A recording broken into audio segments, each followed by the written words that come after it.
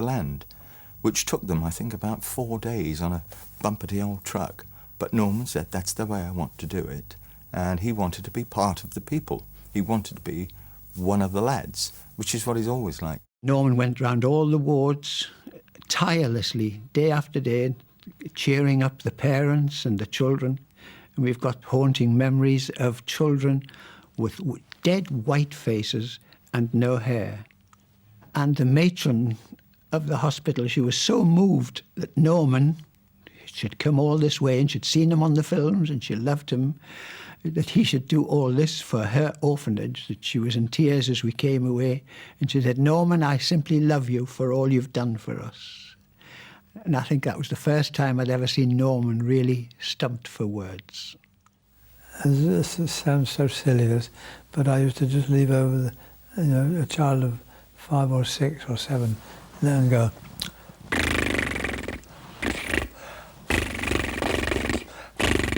and they'd suddenly start to go.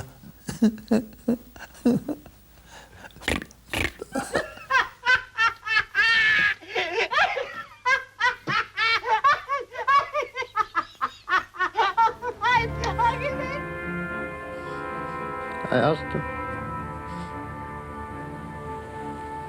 And? Not too good. It never is. What am I going to do? Complain. Moan like the rest of us. How long have you got? They didn't say. But my guess is 6 weeks, maybe 7. Give me 6. I've got to have longer. Got to have more. Could be 5 weeks, maybe 4. Why me? Why any of us?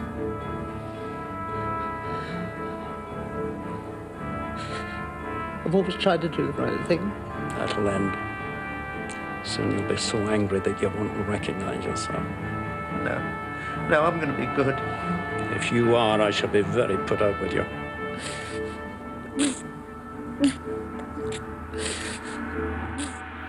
No, I'm not drawing on my past experiences. No, I'm drawing on the actual story. I am the person who is ill in bed. It's easy. Can I get you anything? Pea soup. No, for the pain, I mean. Pea soup. Big bowl of it. The biggest you got. It's 7:30 in the morning. As thick as possible. The sort you can eat with a fork. I would have given anything to have played my left foot. I know it was played brilliantly, but I would love... I'm sorry talking like this. Someone might be watching, some director and film producer, and saying, oh, we want him for... We're going through a period of time, and have done for quite a few years now, where everybody has been really fating Norman, and deservedly so, about his brilliant career of what he's done and what he is. But there is an incredible amount more there. He's a great straight actor. There are lots of plays and lots of things that he could do. He's buzzing to do new things. And at that age, to have somebody who's that fit, I mean, he's quite generally got the body of a 60-year-old man, if not less than that, and a very fit 60-year-old man.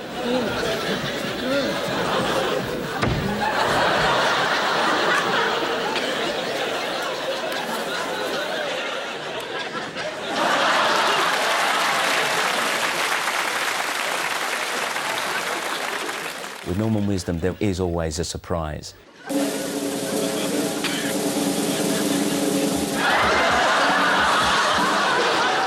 There's always something that you didn't know he could do.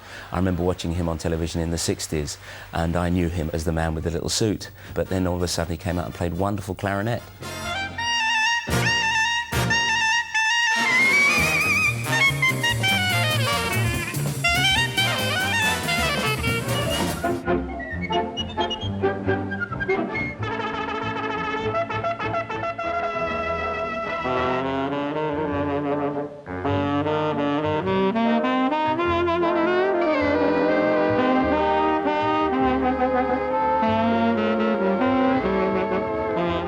Nobody works harder than Norman. He's a perfectionist. When you work with him, you have to do everything on the nose. Every inflection of the voice has to be exactly right.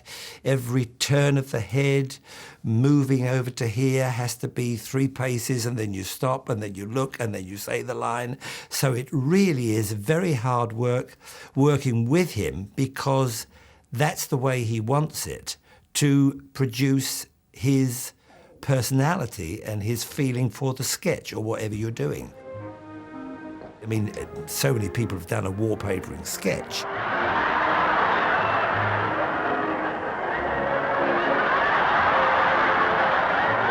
But it was the little bits that he put into it that made it such a masterpiece, really.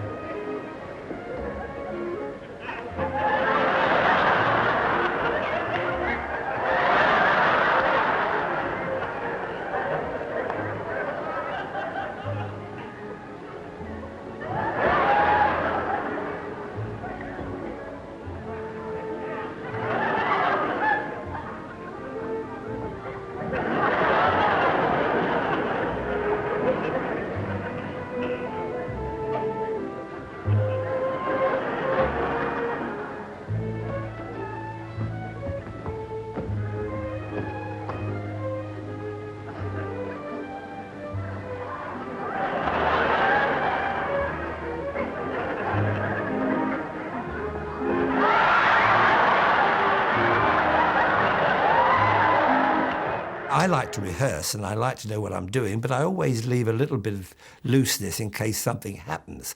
But with Norman in a sketch, you daren't ad-lib.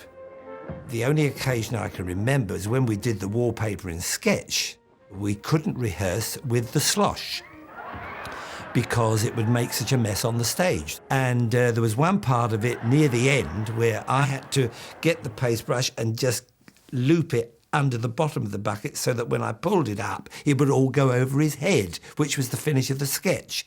But of course, the slosh was so much on my hand and it was so slippery, when I went to do that, the brush simply fell out of my hand, and then I thought, oh, well, it's the end of the sketch, got hold of the bucket and put it over his head with all the slosh.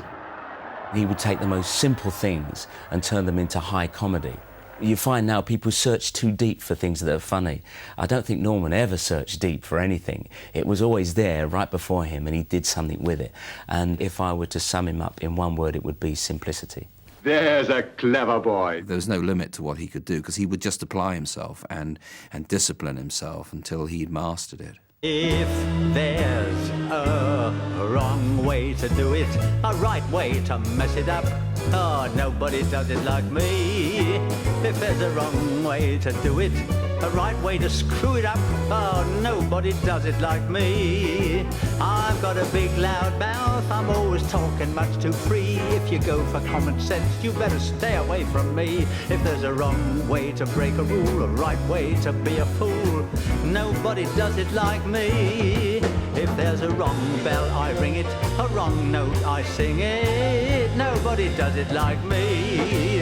If there are problems, then I hate them, I don't solve them, I just make them. Oh, nobody does it like me. And if I want to kiss a lady, she agrees to let me try, but when she stands me on a box, oh dear, I feel I want to die. I did tours all over the world. Hey, what's your game? In Tehran. I was just passing a school, and all of a sudden the kids were shouting, "Mr. Norman! Ah, Mr. Norman! Mr. Norman!" Yes. Yeah, and it makes me go, oh my God, and I lucky little devil.